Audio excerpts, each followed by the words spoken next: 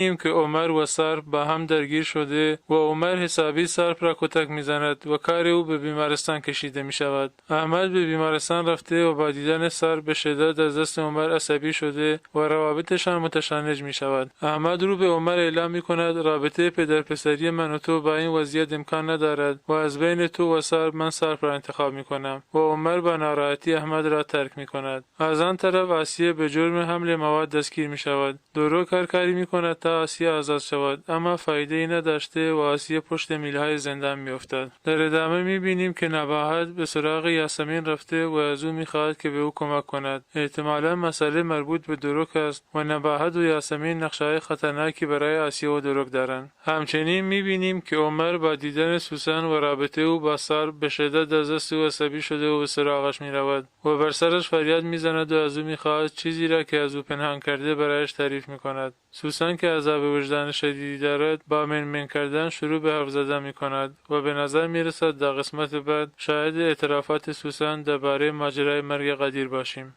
به این ترتیب در قسمت جدید سریال خواهران و برادران شاهد درگیری عمر و سرپ، اختلاف و جدایی احمد و عمر، زندانی شدن آسیه و اعترافات سوسن رو به عمر هستیم.